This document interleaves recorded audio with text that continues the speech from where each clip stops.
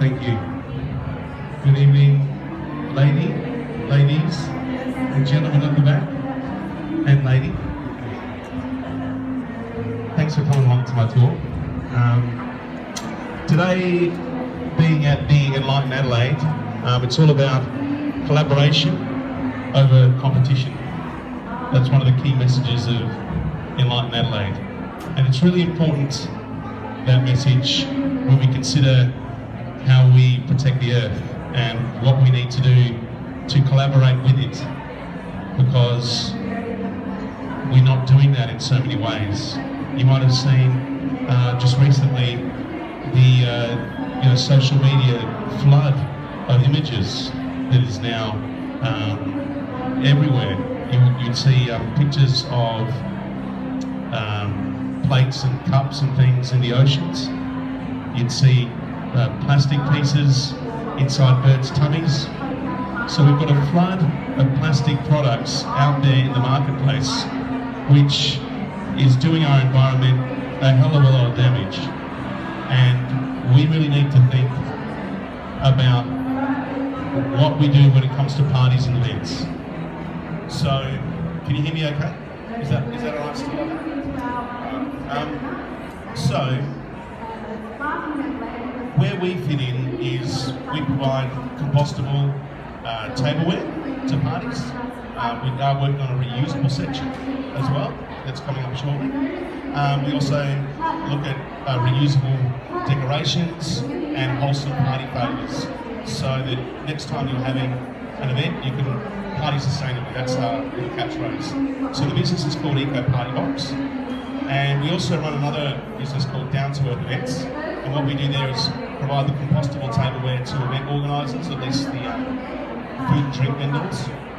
And we also supply the bin covers, and we then get all that green compostable tableware turned into compost at the end of the event. So eventually it's an environmentally friendly event. So these are the two businesses we run. One, Eco Party Box since 2011, and Down to Earth Events since June last year. So if you think about your traditional party these days, you could think of it as this way. You can have a whole lot of cans and bottles and plastic cups that have been washed out on the ocean. You could all put them there on the table. All that dirty, yucky, stinky rubbish. Then in the corners you could have balloons that have been through a turtle's stomach, but you've taken them out and you put them in the top of the corner just to decorate the room. Because that is what we're doing with products that are not compostable, that are not reusable. And think about that for a minute, because that has been the way it's been for so long. And now we're at the precipice of a new era where we get to decide how we choose to party. To use these compostable products, to use these reusable products, to think about how we celebrate, and hopefully, the majority of people are going to choose sustainable options, because it hasn't really been presented to us in that way before. So we're working on some products at the moment which are going to be very exciting. They're home compostable products. They're going to be tableware products which will all go in your home compost. And if you weren't aware, there are two types of compostable. There's home compostable and there's industrial compostable. So a home compostable product is something that you can purchase from the shops. Hopefully it's going to be much more readily available than it has been in the future. And you can put it in your home compost and it'll help you grow your garden eventually. Something that's industrially compostable is something where you have to take it to an industrial composter to get it composted. And it usually depends on the heat of the compost. It gets up to a certain temperature before it actually breaks down into usable compost for the soil. It usually has to pass a worm toxicity test to be deemed industrially compostable. So you've got the little worms there deciding whether your products are going to be sustainable for the future. It's really interesting to think about that. We've got these little worms making decisions for our future. So there are another two terms which you probably ought to be aware of as well. That being degradable, which means something breaks down into smaller pieces, and biodegradable. And you would have heard this term. We all think, oh, if something's biodegradable, it's okay. But that's not actually the case. Something that's biodegradable, yes, it does have some organic matter constituted to it, but it means that it actually doesn't break down into compost. It just breaks down into smaller pieces. So next time when you do hear that word, biodegradable, look for the word compostable, because then you're going to know that it is a positive product for the future, that it is going to make our planet sustainable. So there's a couple of takeaway things for you. Now, the other side, I mentioned it before, was reusable products. So you would have seen now that people are going the reusable straw option. In some cases, they're going the no straw option, which is probably even better. And you've also got the reusable cup movement. People go into cafes now, they bring their reusable cup, or they even use the mugs. There's something called mug exchange, and you can actually borrow the mug from that coffee shop and then take it home and bring it to another coffee shop that also has a mug exchange. So it's like you've got these little blood cells running through the coffee shop system, and they're all doing their sustainable bit to make sure that we're living on a sustainable planet. So if you find a cafe with cup exchange, you know they are doing the right thing. So just keep an eye on them. There's also something called trashless takeaways. So trashless takeaways is a great little South Australian organisation. They allow people to find on a map their local or their most close restaurant or cafe, which allows you to take your own takeaway container and actually fill up your food in your own takeaway container, getting rid of the disposables altogether. I mean, compostables, don't get me wrong, they're fine and they are a stepping stone to the future, but reusable products are the way of the future. That's where we've got to get to. So that's just something to think about. Compostable items, yes, they're good for now, but we need to get to that reusable shift where we think, do we need a compostable product? I mean, maybe we'll get to a point where we just use leaves for plates. I don't know. Maybe that'll happen. It did happen, it did work for the cavemen, and maybe we do need to go back to those times. But maybe not just yet. So there are some really good places to go on the internet in order to find and talk about these types of issues with people. So you talk about your reducing and your reusing, your recycling, your composting, and I've got a little piece here that I can get out to you afterwards. Reduce, Reuse, Recycle Adelaide is a great little Facebook group. They're very active and they contribute a hell of a lot to the community in terms of advice. And if you wanted to check them out, they're very good. Zero Waste Adelaide are another very good one. And Blackwood Community War on Waste also are very good. So you'll find more popping up in your local areas because this is a conversation that we all need to normalise. These types of things we all need to discuss because we have seen those pictures on social media.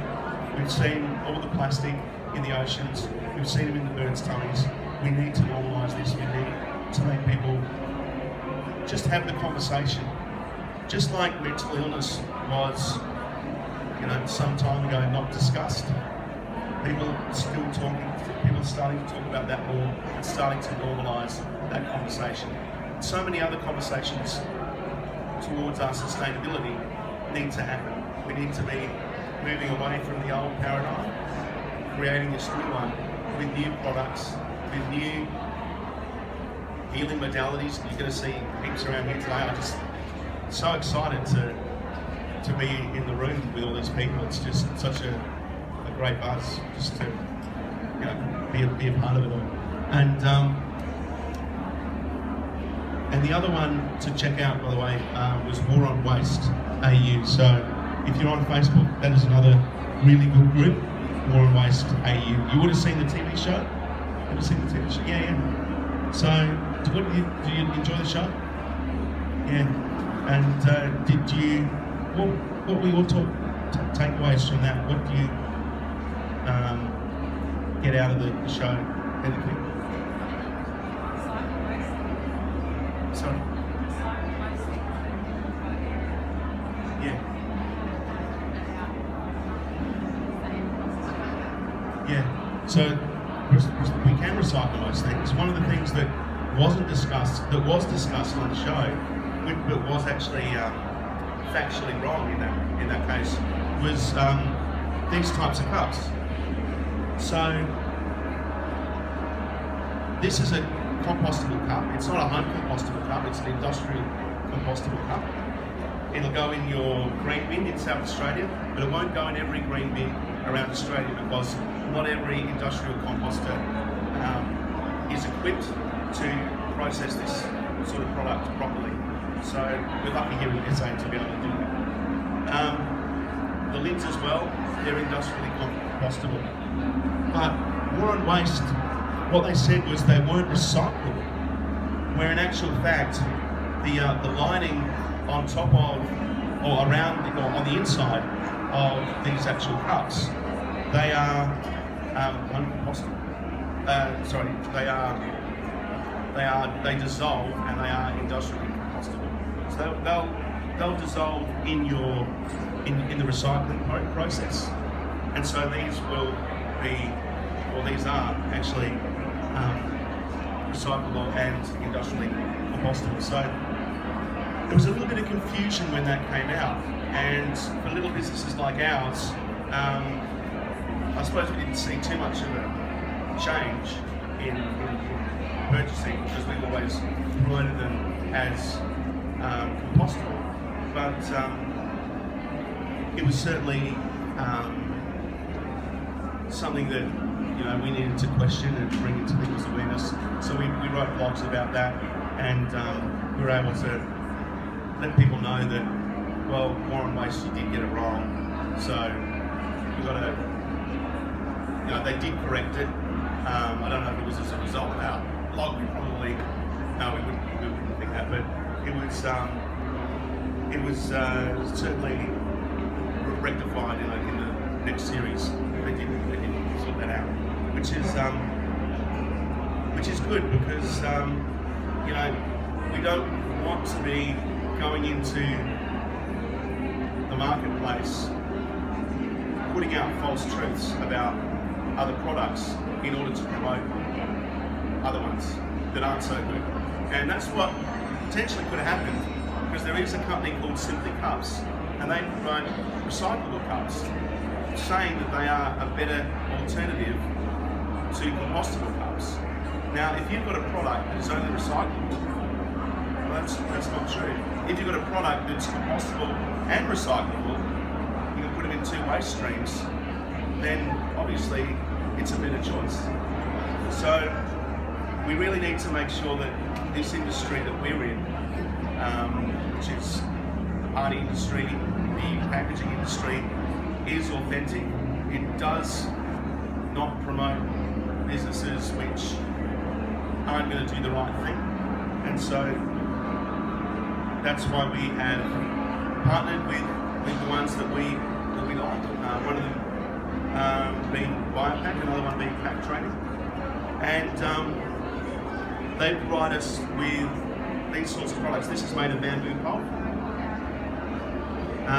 This one here is made from areca, also called palm leaf. And these are actually home compostable. These will go in your home compost or your green bin in South Australia.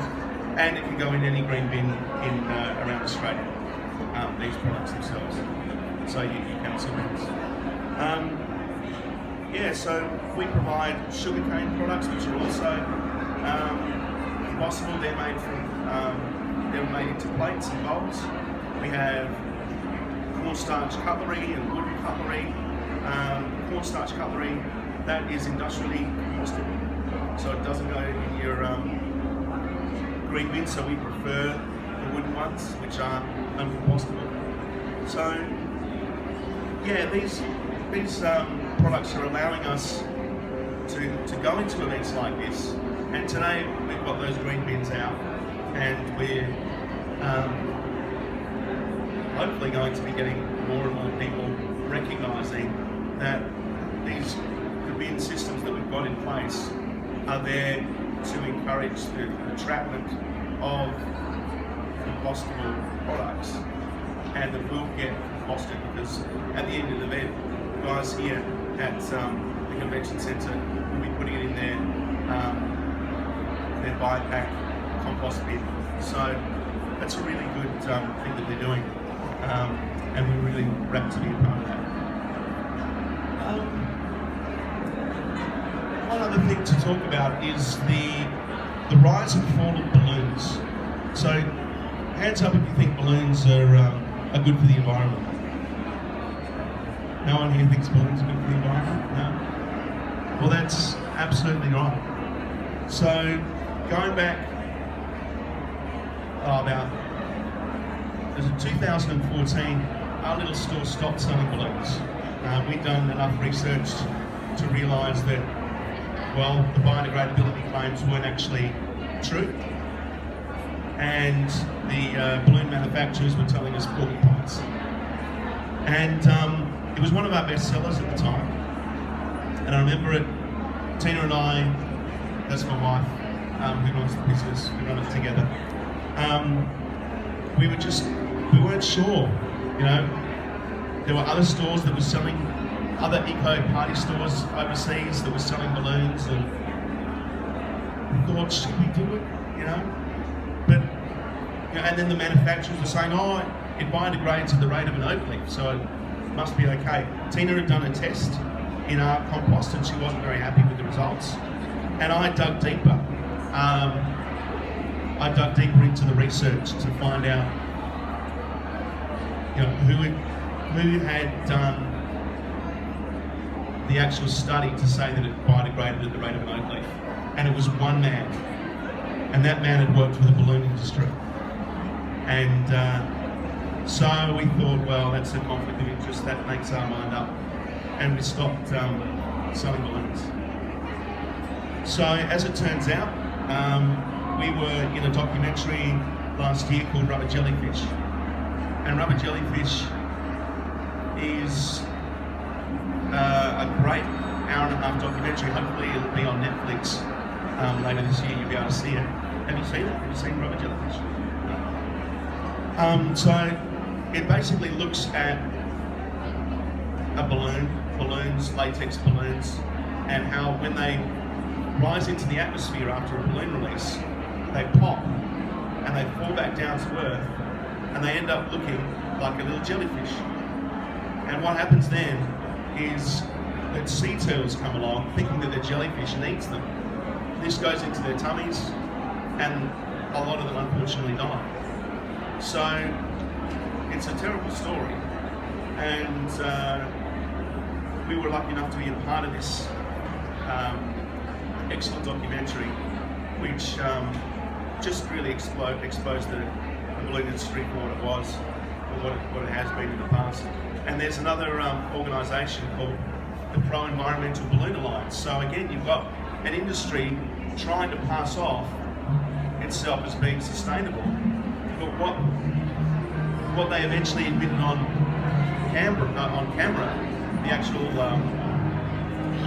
one of the founders of the Pro-Environmental Balloon Alliance, which is an oxymoron anyway, was that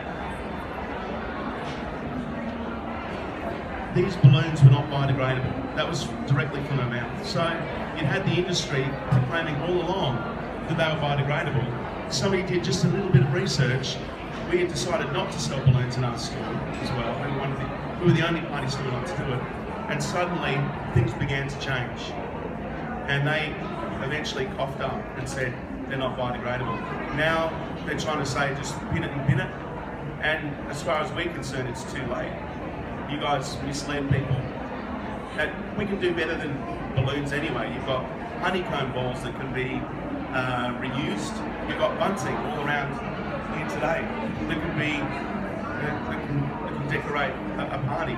So unfortunately, you're going to see party stores in the future suffer because a lot of them are called balloons and more, or balloons this and that, and they've built their party industry or their party industry on the fact that balloons are the perfect party gift, when in fact now we know they're not. So we just got to, I suppose, spread the word on what can be done. Maybe not so much focus on being misled by the balloon industry, but focus on the positives about what can come out of that and how we can really create an opportunity for the party industry to get behind. So the party industry can grow as a result. Jobs don't have to be lost. We can get reusable bunting and pom-poms and tissue bowls, all sorts of excellent products into the stores, and people can then celebrate sustainably, party sustainably. So that's about all I've got. Anybody got any questions? No worries. Thank you very much for coming. Thank you for listening.